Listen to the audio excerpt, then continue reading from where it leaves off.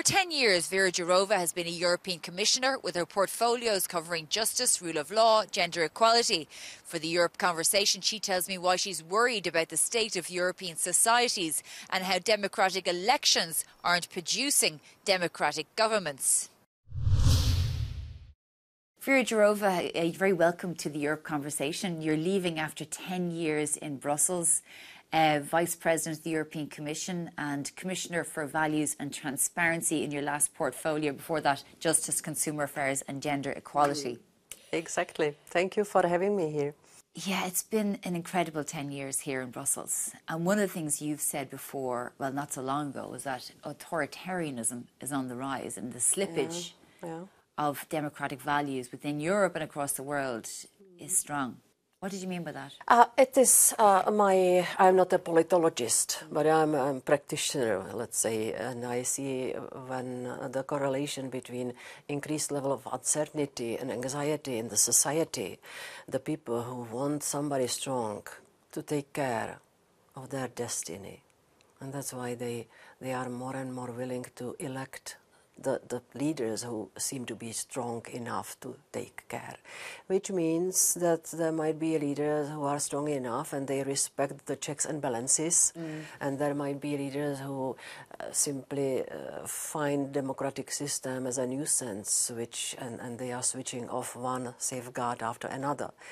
And I also say that democratic elections do not guarantee 100% that they will produce democrats. What countries in the European Union are you most concerned about with this regard? Technically speaking, of course, it's a long-term issue with Hungary because we switched on even the procedure under the so-called Article 7 because that is a definition of systemic breach of the rule of law, which means many safeguards have been switched off. So we have blocked some money to Hungary. I'm never happy when we are blocking the money which I see that ordinary people, the citizens, need to have for better education or a health system or roads and so on. So it's Hungary. It used to be Poland under the previous government, which started very difficult to understand reform of justice, and we have half of the member states where we see issues in the media sphere. Italy and so on, in Slovakia. For instance, yes, where we see the pressures from the side of politics on especially the public service media. So what do you mean by that? I mean that the public service media, which are so important in democratic system, especially in the era of disinformation, public service media should be the media where people can find trustworthy, fact-checked information, evidence-based truth. And if this evidence-based truth is becoming uncomfortable for the politicians, they are either decreasing the budget or nominating people willing to listen to political instructions to the management and to the boards. This is what I mean. And this is what we addressed in the Media Freedom Act, which will come into force next year, because we really believe that the public service media deserve a stronger protection. Let's look at rule of law issues. We've seen the anti-LGBT laws in Hungary under the guise of child protection, but most people would say that this is actually much more sort of an attack on LGBT rights. We see an unprecedented case, the European Court of Justice, with 16 countries, the Commission, the Parliament, taking Hungary there. But what has happened is that there's similar laws in other countries taking place now, in Romania, Slovakia and potentially in Italy. And we have this, the sovereignty law, or the Sovereignty Protection Office in Hungary, which allows the government go after groups like Transparency International, a world-renowned organisation that's there to investigate corruption. So this has really exacerbated over the past 10 years. Why has the Commission and the EU not been able to defend basic principles, values and laws of the European Union? What is shocking me, how ineffective it is, because you mentioned other states.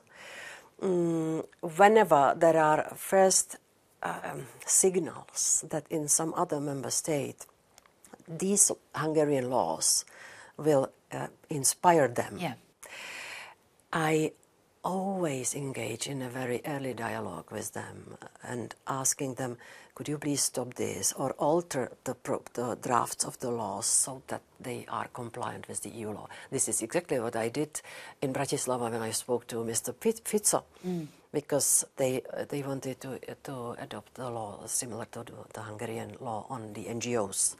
And I told him, look, we already had to react in case of Hungary, and be sure we will have to do the same. And did he listen to that? I mean, yes. have they satisfactorily amended the laws? Because this law is essentially like the one in Georgia, the one where people have been protesting, where the EU has essentially suspended Georgia's accession process over. And here you have a country within the EU doing likewise. Indeed. What is a sad circumstance of that is that this is the pattern or example of Russian law. But speaking of checks and balances in international law, we have a warrant for the arrest of Benjamin Netanyahu, Yoav Gallant, the former defense minister of Israel, and Mohammed Deif, military leader of Hamas. But Viktor Orban has said that he's going to invite Netanyahu to Budapest. What is your reaction to that? Because Netanyahu is wanted by the ICC, the EU, or Hungary is an EU member state, and obviously a member of the ICC. A minute ago I spoke about responsible politics and responsible politicians. Responsible politicians are aware of their international commitments. Hungary is the signatory, is the party to the International Court of Justice, or criminal court, to be precise, and so there is a rule, and it's based in the international law that the parties have to respect the decisions of the court. So it's a bounding decision of the International Criminal Court to everyone who is the signatory, including Hungary. Around the issue of media freedom is, of course, and some of the areas that you've covered, of course, is disinformation, regulation of the social media companies. You've actually had an interaction, a confrontation yourself brought on by Elon Musk in the past around regulation. Now that he is part of the White House, does that make the EU's ability to deal with this, whether it's harm on the internet, disinformation which impacts democracy, much more difficult? How they organize work in the White House, it's purely the decision of President Trump and American administration. In Europe, we care about European things and European information space and security of Europeans. And when we see that the digital platforms are, without any effort to stop it, distributing crime, such as hate speech or terrorist content, extremist content, child pornography, we have to act. And we have now the law, which is called Digital Services Act, which imposes clear obligations on all the platforms to comply with that law and to guarantee that it is not a system for broad and massive distribution of criminal content. And we've seen really a terrible rise in violence against women over the internet. We've seen statistics all across Europe. We see the first EU directive regarding domestic violence, but the essence of the position of rape was omitted because some member states, the Netherlands, Germany, France, didn't want a consent-based description of rape. Can you tell me, why is it so difficult to deal with this issue of domestic violence and violence against women? Maybe one general remark expressing my feeling. There are stronger and stronger forces in the society which are dreaming about the 19th century system, when the women have secondary role. And I heard it from some current politicians, even in the European Parliament, that the best system was when the women just stayed in the kitchen, in bed and in the church. Who says this in the European Parliament? I will not name, but... MEPs? Yes, yes. From certain member states or certain groups? They are, of course, always from certain groups, certain member states. But I am rather surprised that I hear it from the people who I recognized as, I don't want to say progressivists, but reasonable modern politicians. Men, all of them? All men. And even these men show the lack of self-confidence. I think that they simply don't like the competition.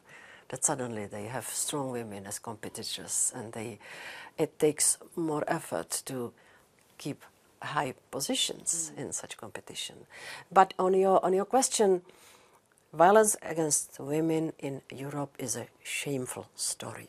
Horrible statistical figures show that every third woman has experienced something like that, even some physical violence, including rape. We did not manage to harmonize the definition of rape, you are right.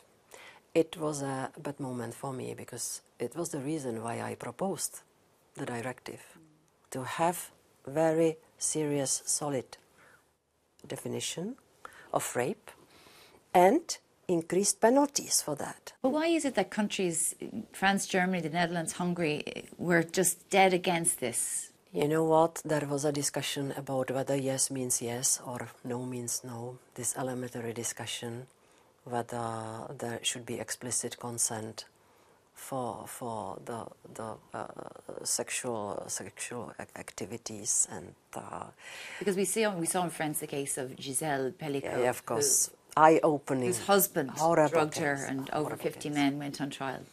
I think that it was an uneasy thing for politicians from several member states to sell this back home. Okay, well, Věra Jourová, Vice President or former Vice President of the European Commission, thank you very much for joining us on the Europe Conversation. Thank you very much for your interest. Have a good day.